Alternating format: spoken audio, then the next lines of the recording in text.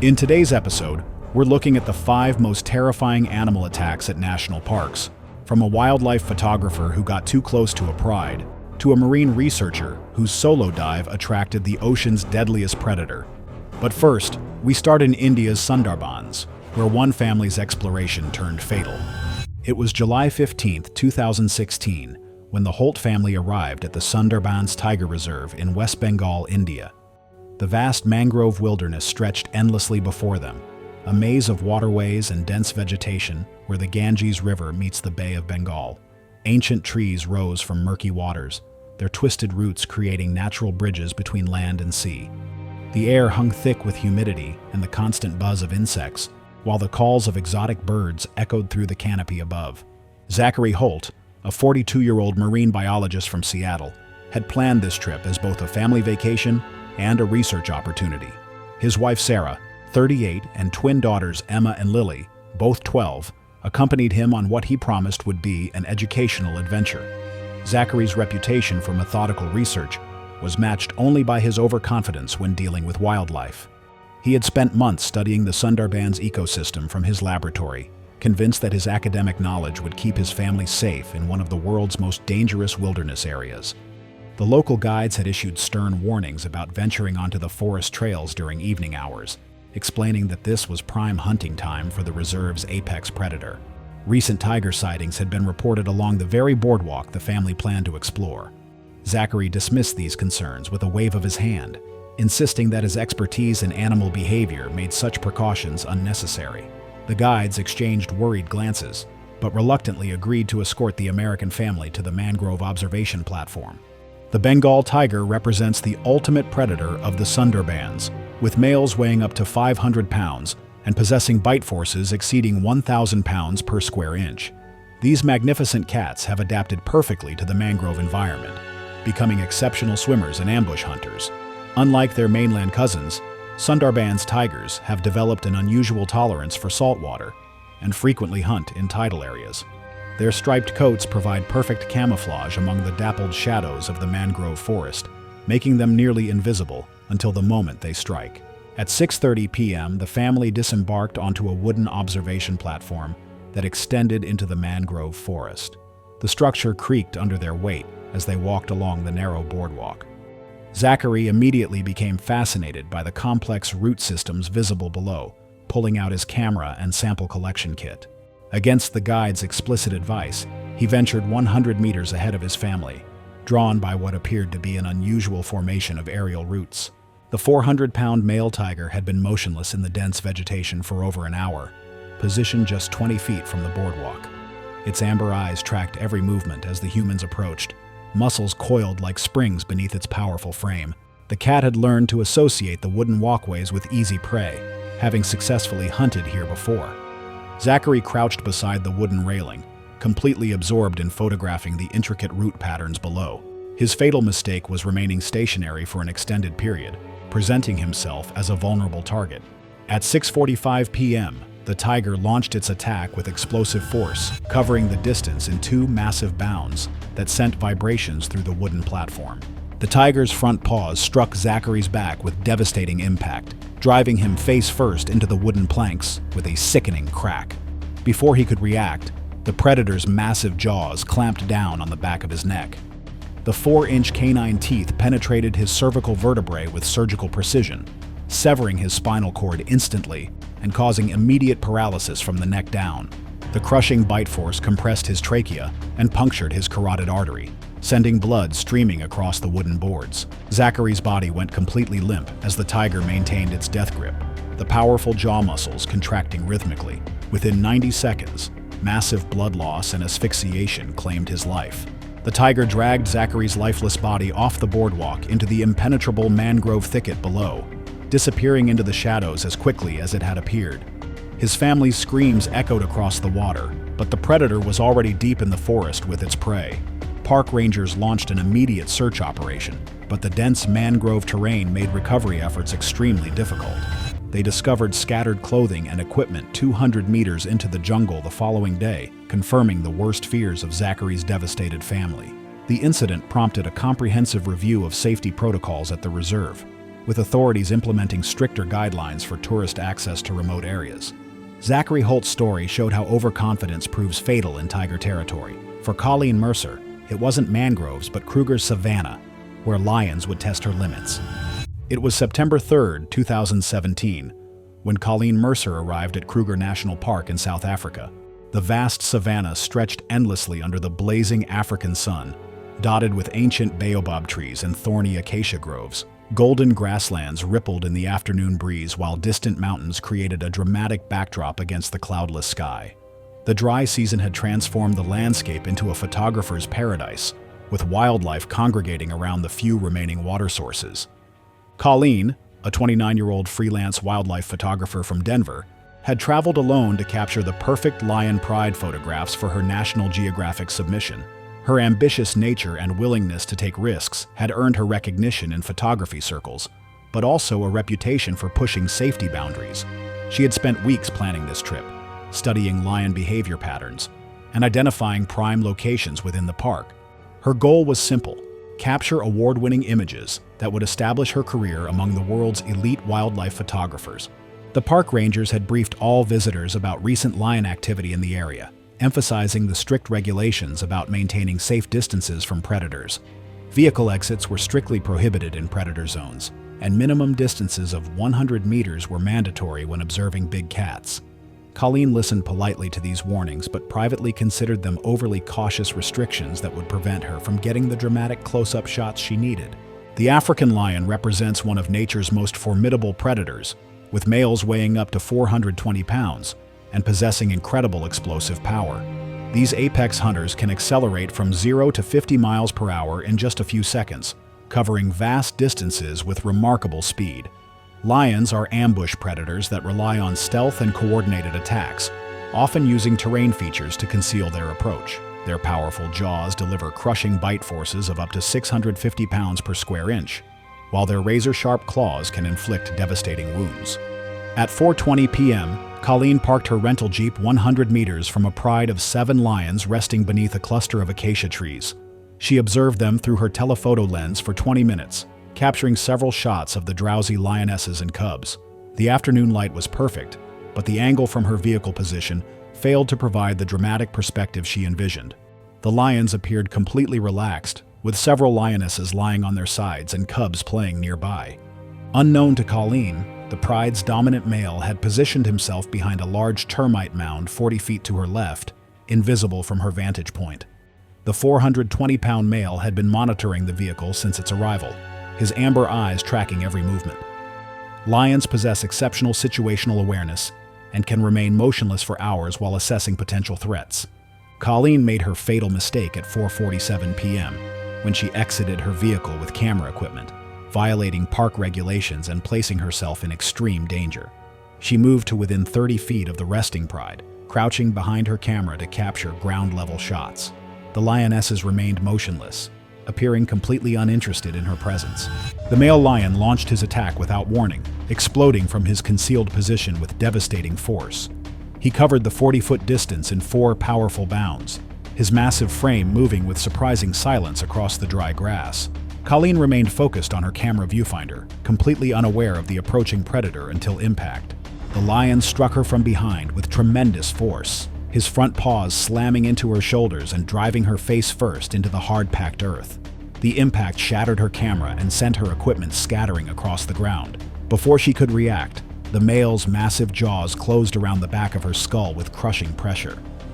His 4-inch canine teeth penetrated her occipital bone, fracturing her skull in multiple places as the bite force of 650 pounds per square inch compressed her brain tissue. The lion's specialized killing technique involved crushing the skull and severing the spinal cord at the base of the neck. Colleen's cervical vertebrae snapped under the immense pressure, causing immediate paralysis and massive internal bleeding. The lion maintained his death grip for several minutes, his powerful jaw muscles contracting rhythmically as he ensured his prey was completely subdued. Colleen's body convulsed briefly before going completely still, her life ending within 2 minutes from catastrophic brain trauma and blood loss. The male lion released her lifeless body and shook it twice before stepping back. The pride approached immediately, and the feeding began within minutes of the attack. Park rangers discovered scattered camera equipment and personal belongings the following morning during routine patrols. The investigation revealed clear evidence of a lion attack, with paw prints and drag marks leading away from the scene. Kruger National Park officials launched a comprehensive review of safety protocols, implementing additional warning systems and increased ranger patrols in high-risk areas. Colleen Mercer's story showed how quickly confidence turns deadly when facing Africa's apex predators. For Brooke Landry, it would be an entirely different cat, one that hunts in the shadows of South America's wetlands. It was March 22, 2018, when Brooke Landry arrived at the Pantanal Conservation Area in Brazil. The world's largest tropical wetland stretched across the horizon, a vast mosaic of flooded grasslands, dense forests, and winding rivers. Towering palm trees dotted the landscape while thick vegetation created an impenetrable green wall along the waterways. The wet season had transformed the region into a lush paradise, teeming with exotic birds, caimans, and countless species of flora. Brooke, a 34-year-old botanist from Portland, had traveled to this remote corner of Brazil to research rare orchid species for her doctoral dissertation. Her methodical approach to scientific research had earned her recognition in academic circles, though she possessed limited experience with jungle predators. She was accompanied by two college friends, Marcus, 35, and Jennifer, 33, who had volunteered to assist with her fieldwork. The trio had planned a 2-week expedition to document previously unstudied plant communities in the region's most isolated areas. Local guides had warned the research team about recent jaguar sightings throughout their designated study area, explaining that the big cats were particularly active during daylight hours, while hunting along forest edges. The guides emphasized the importance of staying together and making noise while moving through dense vegetation to avoid surprising any predators. Brooke acknowledged these warnings, but remained focused on her research objectives, believing that daylight hours provided adequate safety from nocturnal hunters. The jaguar represents South America's apex predator, with males weighing up to 250 pounds and possessing the strongest bite force of any big cat at 1,500 pounds per square inch. These solitary hunters are perfectly adapted to jungle environments, moving through dense vegetation with complete silence. Unlike other big cats, jaguars are exceptional swimmers and climbers, capable of hunting both in water and high in the forest canopy. Their distinctive killing technique involves crushing the skull or piercing the brain with their powerful canine teeth, delivering instant death to their prey.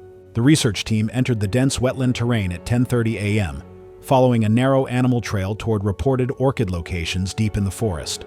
At 1:15 p.m., Brooke spotted a rare Cattleya orchid growing 200 meters off the main path, its vibrant purple petals visible through the green canopy. She informed Marcus and Jennifer that she would photograph and document the specimen, estimating she would rejoin them within 30 minutes. The 180-pound male jaguar had been tracking the research group for over an hour, maintaining a distance of 100 meters while moving parallel to their path. When Brooke separated from her companions, the predator immediately altered course, closing the gap through the undergrowth with practiced stealth. The cat positioned itself on a low branch 12 feet above where Brooke would be working. Brooke spent 25 minutes documenting the orchid, crouched motionless beside a fallen log while taking detailed photographs and notes. Her fatal mistake was remaining stationary for an extended period, completely unaware that she was being stalked by one of nature's most efficient killers. The jaguar had been observing her every movement, waiting for the perfect moment to attack. At 1:42 p.m., the jaguar launched itself from the branch directly above, dropping silently through the air with deadly precision. The massive cat landed squarely on Brooke's back, its front claws raking across her shoulders and tearing through her field vest. The razor-sharp claws penetrated deep into her shoulder muscles, causing immediate tissue damage and severe bleeding. Before Brooke could react, the jaguar's powerful jaws clamped down on the base of her skull with crushing force. The predator's specialized killing technique involved piercing the skull and brain with its 4-inch canine teeth.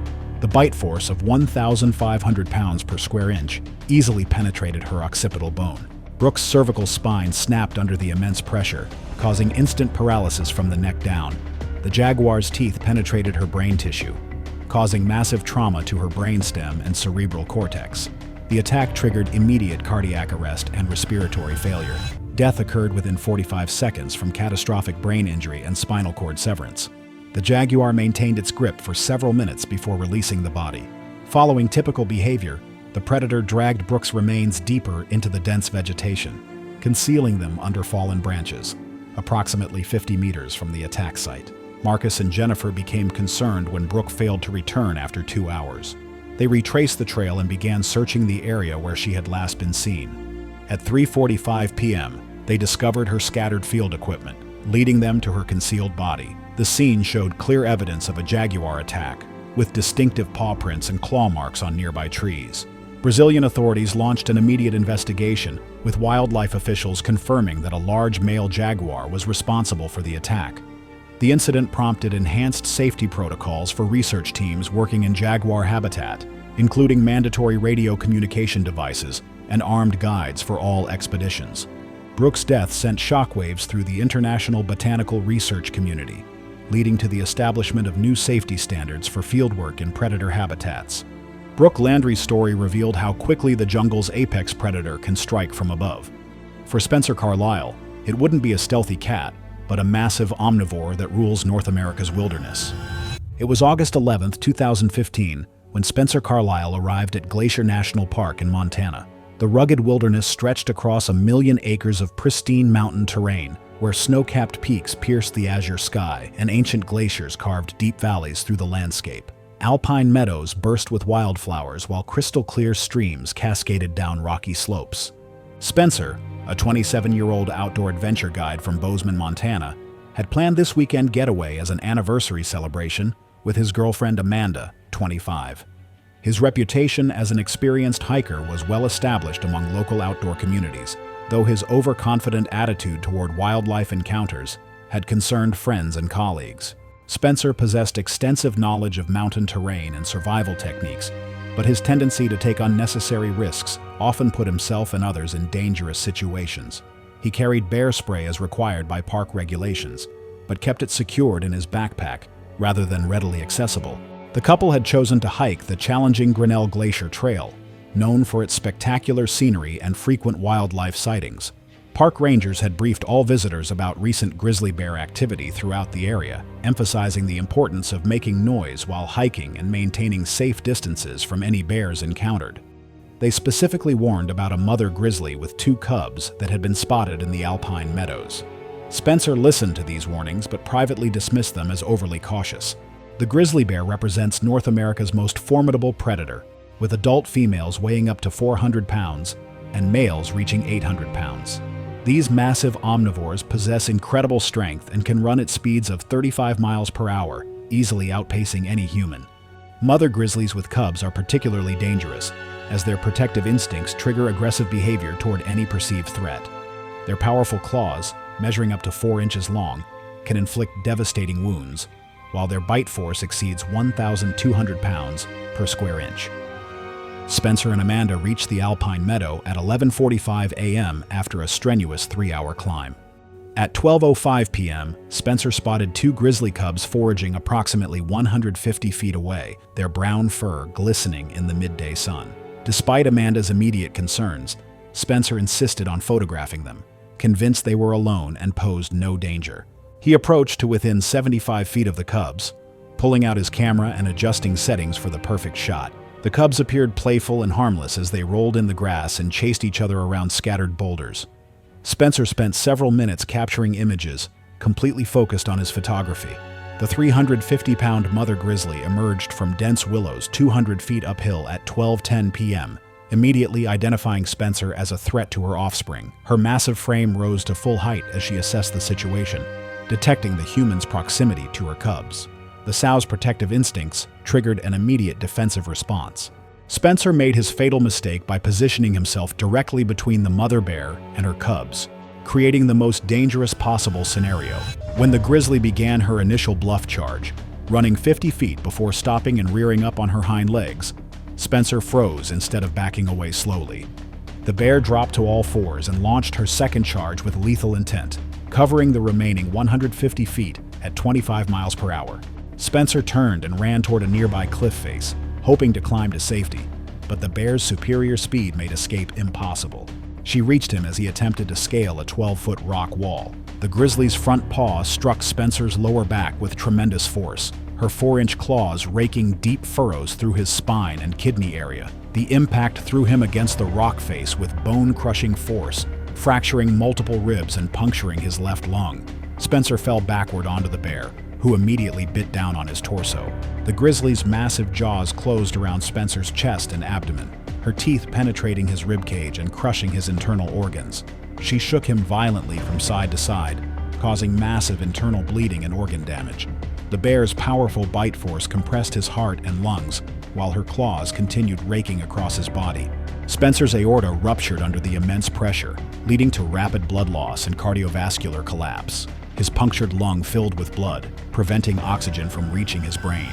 Death occurred within 3 minutes from massive internal bleeding, organ failure, and asphyxiation. The bear continued mauling Spencer's lifeless body for 2 additional minutes before returning to her cubs. Amanda, who had climbed a nearby tree during the initial bluff charge, remained there for 90 minutes until the bear family moved away. Park rangers responded immediately after Amanda hiked back to alert authorities. They recovered Spencer's body and launched a comprehensive investigation. Wildlife officials determined that the attack was defensive behavior, triggered by Spencer's proximity to the cubs. The tragedy prompted Glacier National Park to enhance its bear safety education programs. Spencer Carlisle's story showed how quickly overconfidence proves fatal in grizzly country.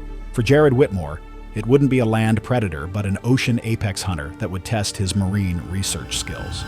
It was June 8, 2014, when Jared Whitmore arrived at Point Reyes National Seashore in California. The rugged coastline stretched for miles along the Pacific Ocean, where towering cliffs met crashing waves and pristine beaches harbored diverse marine ecosystems. Fog rolled in from the ocean as seabirds circled overhead and harbor seals basked on rocky outcroppings. Jared, a 31-year-old marine researcher from UC San Diego, had traveled to Point Reyes to conduct behavioral studies on harbor seal populations for his doctoral dissertation. His confident swimming abilities and extensive diving experience had earned him recognition in marine biology circles, though his tendency to push safety boundaries often concerned his colleagues. Jared possessed advanced certifications in underwater research techniques and had spent years studying marine mammals. His decision to dive alone violated standard buddy system protocols, but he believed his expertise made such precautions unnecessary. Park rangers had issued warnings about recent great white shark sightings throughout the area, particularly near seal colonies where the predators were known to hunt. They emphasized that evening hours presented the highest risk for shark encounters, as these apex predators became most active during twilight feeding periods. The rangers specifically advised against solo diving and recommended staying close to shore during daylight hours. Jared acknowledged these warnings but remained focused on his research objectives. The great white shark represents the ocean's ultimate apex predator, with females reaching lengths of 20 feet and weighing over 5,000 pounds. These magnificent hunters possess incredible speed and power, capable of launching their massive bodies completely out of the water when attacking prey. Their triangular teeth, measuring up to 3 inches long, are perfectly designed for cutting through flesh and bone. Great whites can detect electrical fields generated by living creatures from vast distances. Their bite force exceeds 4,000 pounds per square inch. Jared entered the water at Drake's Beach at 6:45 p.m., planning to observe seal feeding behavior during evening hours when marine activity peaked. He swam 300 meters offshore to reach the main harbor seal colony, diving to 25 feet below the surface, where the seals actively fed on schooling anchovies. The area contained over 150 seals engaged in intensive feeding activity, creating exactly the conditions that attract great white sharks. The 16-foot female great white shark had been patrolling the waters around the seal colony since 6 p.m., drawn by the intense feeding activity. As twilight approached, the shark's hunting instincts intensified, and she began moving closer to the concentrated prey activity near the surface. Jared made his fatal mistake by entering the water during peak hunting hours, while wearing a dark wetsuit that closely resembled a seal's silhouette when viewed from below. At 7:15 p.m., as natural light began to fade, the shark detected his movements from 150 feet away. His swimming pattern and body shape triggered the predator's attack response. The shark approached from directly beneath, accelerating to 25 miles per hour in the final 40 feet of her attack run. Her massive body moved through the water with incredible stealth, generating no surface disturbance until the moment of impact. At 7:17 p.m., the great white struck Jared with devastating force, her 2,000-pound body launching both predator and prey partially out of the water. The shark's jaws, measuring nearly 4 feet across, clamped down on Jared's torso and left arm with crushing force. Her 300 triangular teeth, each measuring up to 2 inches in length, penetrated deep into his body tissue. The initial bite severed Jared's left arm completely at the shoulder joint, while her massive jaws crushed his ribcage and punctured both lungs. The shark's bite force of 4,000 pounds per square inch caused catastrophic damage to Jared's internal organs, crushing his heart and major blood vessels. Massive arterial bleeding began immediately as his severed arteries pumped blood into the surrounding water. His collapsed lungs filled with blood, preventing oxygen exchange and causing rapid asphyxiation. Following typical great white behavior, the shark released Jared after the initial bite, as his taste didn't match her expected seal prey. However, the damage was already fatal. Jared remained conscious for approximately 20 seconds, suffering from massive blood loss, collapsed lungs, and crushing injuries to his vital organs. His body's buoyancy from the wetsuit brought him toward the surface, but he lost consciousness before reaching breathable air. Death occurred from massive blood loss, organ failure, and drowning. His body floated to the surface within minutes, where the bright yellow wetsuit made it visible to nearby surfers. Coast Guard vessels responded immediately after surfers reported the attack from shore. They recovered Jared's remains within 2 hours, though the severity of his injuries made survival impossible. Marine biologists confirmed that a large female great white shark was responsible based on bite measurements. The incident prompted Point Reyes National Seashore to implement enhanced shark warning systems. Marine research institutions established new safety protocols requiring buddy systems for all diving operations in shark habitats. Jared's death sent shockwaves through the marine research community, leading to comprehensive reviews of solo diving practices.